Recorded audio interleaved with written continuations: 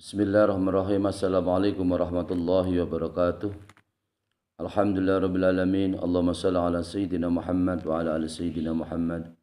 Subhanaka la ilma lana illa ma 'allamtana innaka antal alimul hakim. Wa la haula wa la quwata illa billahil aliyil azim. Amma ba'du, kaum muslimin dan muslimat yang dirahmati Allah Subhanahu wa taala. Syukur alhamdulillah wa syukurillah, dengan segala puji bagi Allah Subhanahu wa taala. Kita diberi kesehatan, kita diberi umur, kita diberi yaitu segala yang menjadi rezeki dari Allah Subhanahu wa taala. Rezeki yang berupa zahir dan rezeki yang berupa batin. Rezeki yang berupa zahir dan rezeki yang berupa batin, yang selalu tiap hari dan malam selalu dilimpahkan kepada kita semua dari Allah Subhanahu wa taala. Mari kita syukuri dengan ucapan alhamdulillahirabbil alamin. Dengan segala puji bagi Allah, Tuhan seru sekali alam. Lisan kita ini adalah orang yang mengucap puji kepada Allah Subhanahu wa taala. Artinya kita adalah orang yang bersyukur segala nikmat yang diberikan Allah kepada kita semua. Amin Allahumma amin. Salawat dan salam kita aturkan kepada baginda Rasulullah Muhammad sallallahu alaihi wasallam dengan ucapan Allahumma shalli ala sayyidina Muhammad wa ala ali sayyidina Muhammad. Pada kesempatan ini adalah mengaji kitab Khilyatul Auliya wa Tabaqatul Asfiya, karangan atau taklif Al-Imam Hafidz Abi Nu'aim Ahmad bin Abdullah Al-Asfahani Asy-Syafi'i. Kitab Khilyatul Auliya mengaji kitab Khilyatul Auliya juz 9 dengan beberapa kajian sebagai berikut. Pertama adalah hadis Ani bin Abbasin. Pertama adalah hadis, yaitu Ani bin Abbasin qala sami'tu Rasulullah sallallahu alaihi wasallam yaqulu salasun alayya faraidun wa hunna alaikum tatawun al-witru wa nakhru wa sholatu duha. Ini Khilyatul Auliya juz 9 Shahifah 243. Hadis yang sumbernya dari Ibnu Abbas. Ia berkata, sahabat Ibnu Abbas berkata, saya mendengar Rasulullah Shallallahu Alaihi Wasallam bersabda, 3 hal bagi saya adalah fardu atau kewajiban, dan bagi umatku adalah bagi kamu semua. Kamu semua di situ adalah, maksudnya adalah kamu semua adalah bagi umat Nabi Muhammad Shallallahu Alaihi Wasallam kesunatan. Yang pertama adalah al-witru, sholat witir. Sholat witir itu menurut Rasulullah adalah wajib. Menurut kita semua, bagi kita semua selaku umat Rasulullah adalah sunat. Kita semua ketika sholat isya, setelah sholat isya kita melaksanakan sholat ba'diyah isya, kemudian kita sambung dengan sholat witir. Apabila kita semua kita sambung dengan sholat witir, itu adalah lebih baik jika di saat malam hari kita khawatir tidak bisa melaksanakan sholat witir. Ketika kita nanti yakin kita semua adalah akan tidur melaksanakan sholat witir, atau ketika kita semua yakin bahwa malam hari kita bisa bangun melaksanakan sholat, maka lebih utama adalah sholat witir dipisah pada malam hari. Jadi kalau ilmunya ulama, infisalul ibadati afdalu min ittisaliha, memisah ibadah itu lebih utama dari menyambung ibadah. Contoh ini, sholat witir, kita sholat witir ini utama mana menyambung witir setelah ba'da isya dengan yaitu kita witir di malam hari. Jawabnya adalah tafsil. Jika kita yakin bahwasanya kita pada malam hari itu bisa bangun, maka lebih baik witir kita jatuh di malam hari atau tengah malam. Ketika kita siap atau kita yakin bahwa pada tengah malam atau ketika malam hari, tengah malam kita semua bisa bangun, maka sholat witir lebih utama, yaitu ditaruh di belakang. Ketika kita tidak bisa yakin melaksanakan sholat witir karena keadaan badan lelah, karena keadaan payah, karena keadaan badan kurang sehat, atau khawatir kita tidak bisa bangun pada malam hari, maka lebih baik sholat witir disambung di saat ba'diyah isya, sholat isya, ba'diyah isya, kemudian kita sambung dengan sholat witir. Sholat witir adalah sunnat, tetapi bagi Rasulullah Shallallahu Alaihi Wasallam sholat witir adalah fardu atau wajib. Wa nahru itu adalah berkurban. Berkorban menurut Rasulullah Shallallahu Alaihi Wasallam bagi Rasulullah adalah fardu, tetapi berkorban bagi umatnya Rasulullah Shallallahu Alaihi Wasallam adalah sunat. Bagi kita yang mampu kita berkorban ketika Idul Kurban, kita berkorban ketika dalam keadaan kita mampu. Dalam keadaan kita mampu maka itu adalah sunat kita semua untuk melaksanakan berkorban. Tetapi kalau bagi Rasulullah SAW berkorban itu adalah hukumnya adalah fardu atau wajib. Wa sholatu duha, dan yang ketiga adalah sholat duha. Witir, berkorban, sholat duha itu bagi Rasulullah SAW adalah wajib atau fardu. Tetapi bagi kita umat Islam sholat duha itu adalah sunat. Ketika pagi kita bisa melaksanakan sholat duha mengharap rahmat Allah. Apa yang menjadi kebutuhan kita semoga dicukupi oleh Allah Subhanahu wa taala, dimudahkan oleh Allah Subhanahu wa taala dengan barokahnya sholat duha. Sholat duha itu ketika kita melaksanakan sholat duha, maka dosa-dosa kita diampuni oleh Allah Subhanahu wa taala dan apa yang menjadi cita-cita kita dicukupkan oleh Allah Subhanahu wa taala. Maka kaum muslimin dan muslimat yang dirahmati Allah, maka biasakanlah untuk bisa melaksanakan sholat duha. Sholat duha itu hati kita menjadi tenang, pikiran kita menjadi tenang, hati kita menjadi teduh. Rasanya hidup ini adalah hidup dalam keadaan serba ketenangan, serba kecukupan karena kita semua bisa melanggengkan sholat duha. Maka meskipun sholat ini adalah sholat, ibadah ini adalah tiga komponen ini adalah ibadat sunat, maka ketika kita mampu maka selayaknya atau sebaiknya kita kerjakan, yaitu yang pertama adalah witir. Witir adalah sunat, bagi Rasul adalah wajib. Kemudian kurban bagi kita adalah sunat, bagi Rasul adalah wajib. Kemudian sholat duha. Sholat duha itu adalah bagi kita salat umat adalah sunat, bagi Rasulullah Shallallahu Alaihi Wasallam adalah fardu atau wajib. Kemudian ibadah sholat duha itu kalau banyak itu berat. Maka apa itu kalau bisa kita melaksanakan yang sedang-sedang saja. Jadi kalau menurut ulama di kitab I'anatul Thalibin, syarahnya kitab Fathul Mu'in, begini. Kalau 2 rakaat itu adalah aqallu, yang paling sedikit adalah 2 rakaat. 2 rakaat kita salam. Kita melaksanakan sholat 2 rakaat saja, yaitu yang paling sedikit tidak apa-apa. Itu juga kita semua dapat pahala. Yang penting kita bisa istiqomah. Kemudian kalau bisa kita tingkatkan, yaitu 4 rakaat. 2 rakaat salam, 2 rakaat salam. Kalau 4 rakaat berarti namanya nama adnal kamal, kesempurnaan ibadah sholat duha yang paling rendah. Batas kerendahan sholat duha itu adalah yang paling rendah adalah 4 rakaat, 2 rakaat salam, 2 rakaat salam. Kemudian yang ketiga adalah aqrabul kamal. Aqrabul kamal itu adalah mendekati kesempurnaan. Mendekati kesempurnaan adalah 6 rakaat, 2 rakaat salam, 2 rakaat salam, 2 rakaat salam. Itu adalah namanya ulama adalah aqrabul kamal, mendekati kesempurnaan. Jadi sempurna tapi masih mendekati kesempurnaan. Jadi mendekati kesempurnaan artinya belum sempurna tapi kita mendekati kesempurnaan. Itu sholat duha 6 rakaat. Jadi kalau 2 rakaat adalah paling sedikit. Kalau bisa upayakan jangan ditinggal sholat duha 2 rakaat. Kemudian kalau bisa umpamanya sudah terbiasa sholat duha, tingkatkan lagi menjadi 4 rakaat, yaitu adnal kamal, kesempurnaan yang paling rendah. Kalau memang sudah terbiasa maka tingkatkan lagi, tidak harus setiap hari, mungkin kadang-kala juga tidak apa-apa. Yaitu aqrabul kamal, kesempurnaan yang mendekati kesempurnaan. Kemudian yang paling bagus afdol. Afdol adalah 6 rakaat. Sholat duha itu yang paling utama adalah 6 rakaat. Jadi 2 rakaat salam, 2 rakaat salam, 2 rakaat salam, 2 rakaat salam.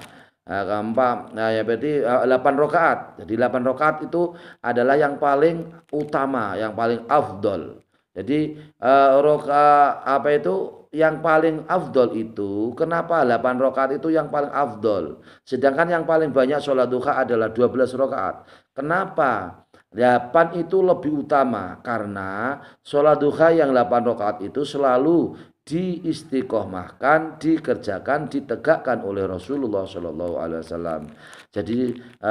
Jadi kita semua ini adalah punya banyak opsi, banyak pilihan. Ketika kita mungkin dalam keadaan senggang waktu, punya waktu luang, kita sholat duha 8 rakaat. atau mungkin juga 6 rakaat atau 4 rakaat, atau umpama kalau bisa lenggan setiap bisa kita istiqomahkan langgengkan setiap hari 2 rakaat cukup, tidak apa-apa. Semuanya ini adalah ibadah sunat di mana di hadapan Rasulullah Shallallahu Alaihi Wasallam bagi Rasul adalah fardu, tetapi bagi kita semua adalah sunat. Kalau ditinggal pun juga tidak berdosa. Kalau dikerjakan lebih baik. Kalau dikerjakan lagi 4 rakaat lebih baik lagi. Kalau dikerjakan 6 rakaat tambah lebih baik lagi. Kalau dikerjakan 8 rakaat itulah yang paling utama. Sholat duha adalah 8 rakaat karena 8 rakaat ini adalah yang selalu dilanggengkan, diistiqomahkan, dilanggengkan oleh Rasulullah Shallallahu Alaihi Wasallam. Rasulullah selalu melanggengkan sholat duha yaitu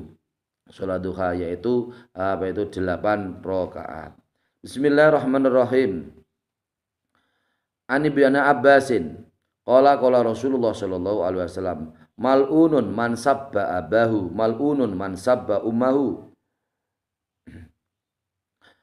Artinya adalah ini dari kitab Khilyatul Auliya juz 9 Sohifah atau halaman 242 juz 9 kitab Khilyatul Auliya atau Tabaqatul Asfiya. Artinya adalah hadis yang sumbernya dari Ibnu Abbas.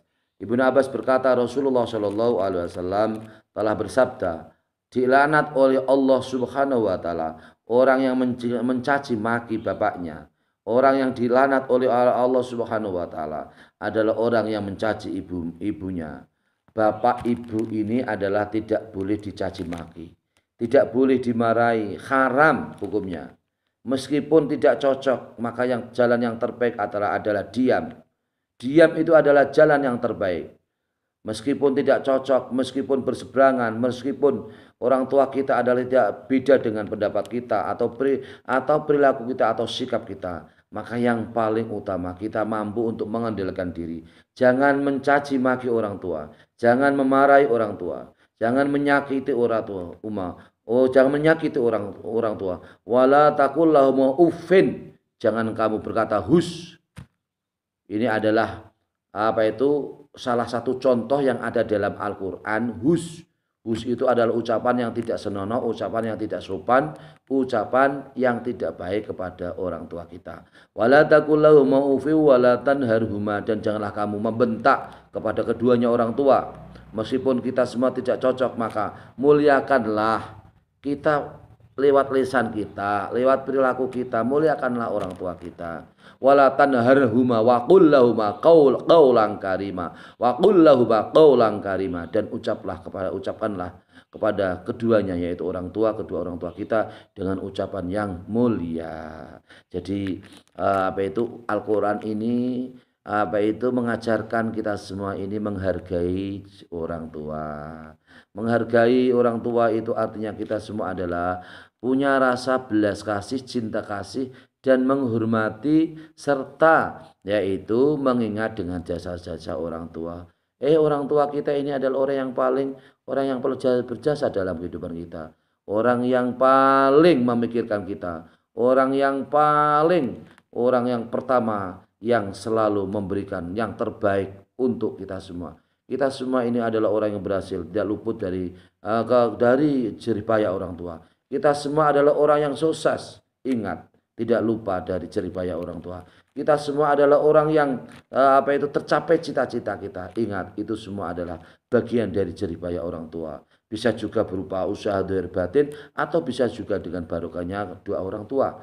Maka di sini Rasulullah Shallallahu Alaihi Wasallam tegas melaknat orang-orang siapa yang yaitu mempisoi, bahasa Jawanya misoi atau mencaci maki orang tua.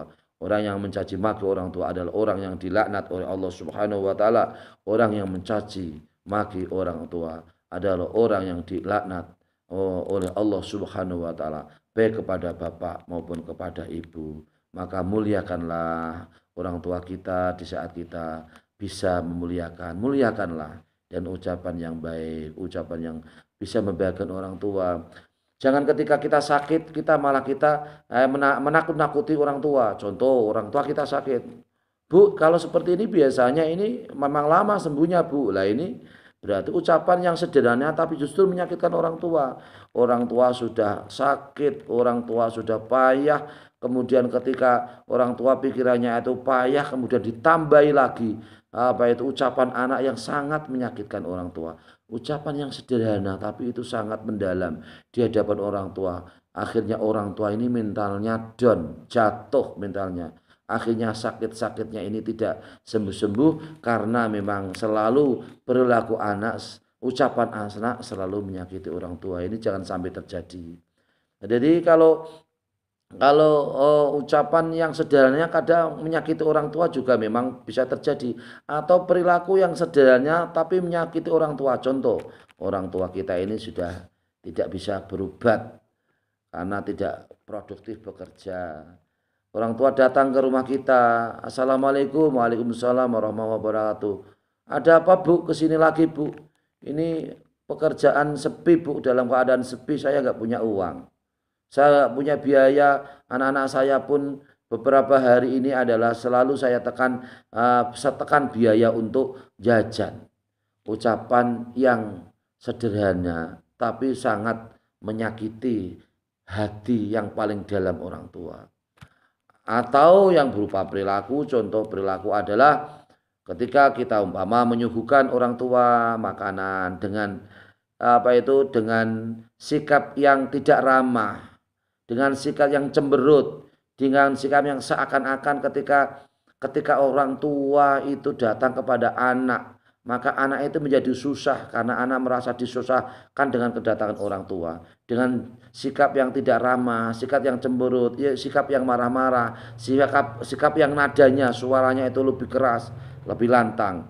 Itu sepele tapi bagi orang tua adalah menyakitkan orang tua. Maka di sini Allah Subhanahu wa taala mengajarkan kepada kita, Rasulullah Shallallahu Alaihi Wasallam mengajarkan kepada kita semua supaya kita semua adalah orang-orang yang memuliakan orang tua.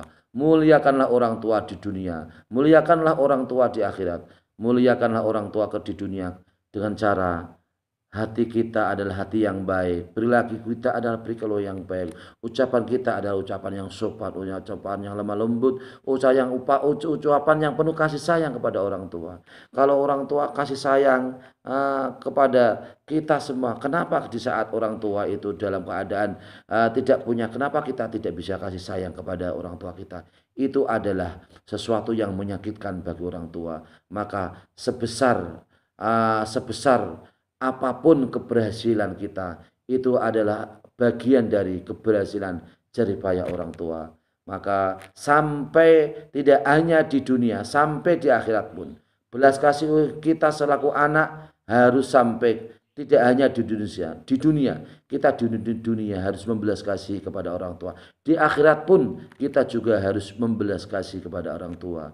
Di saat kita di dunia kita bisa berikanlah orang tua. Ya itu apakah bentuknya adalah tunjangan hari raya atau bentuknya adalah setiap hari ataukah kapan saja kita mampu kita beri kepada orang tua kita, atau kita memberikan sarapan atau memberikan makan siang atau malam atau jalan-jalan keluar kota atau jalan-jalan atau rekreasi, itu adalah sesuatu yang bisa menyenangkan orang tua. Atau diberi kabar anaknya sukses, anaknya berhasil, anaknya wisuda, anaknya sehat, sesuatu yang bisa membahagikan hati orang tua. Tetapi kalau orang tua ini diberi berita-berita yang tidak baik, anaknya sakit, usahanya adalah bangkrut umpama, kemudian tidak punya uang, kemudian istri adalah yang selalu tidak, istri yang durhaka.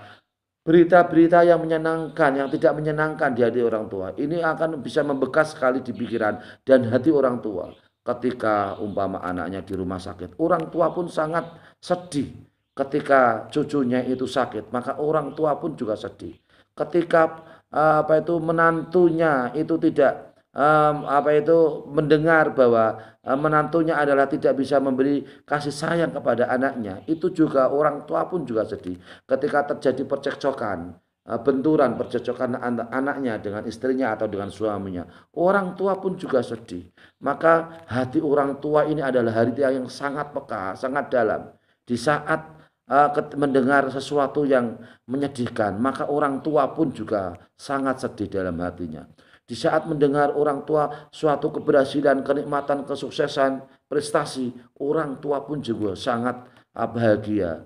Akhirnya kalau orang tua bahagia, maka dalam keadaan orang tua bahagia, maka kita semua adalah orang yang bisa menyenangkan orang tua kita. Maka senangkan orang tua kita, maka di dunia sampai di akhirat anak adalah tetap anak. Jangan putus dengan orang tua, karena memutus tali silaturahim dengan orang tua adalah tidak akan bisa masuk surga. La yadkhulul jannata qati'u rahimin. Tidak akan masuk surga orang yang memutus tali silaturahim.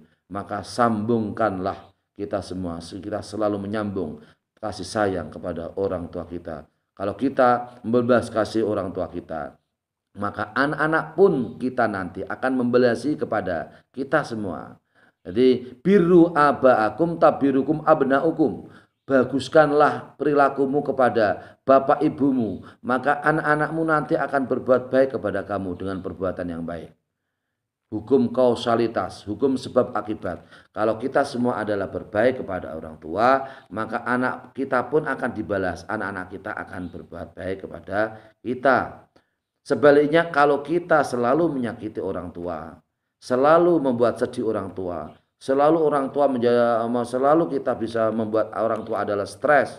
Orang tua selalu membuat kita, orang tua bisa depresi, pikiran berat, sehingga menjadi sakit, menjadi darah tinggi.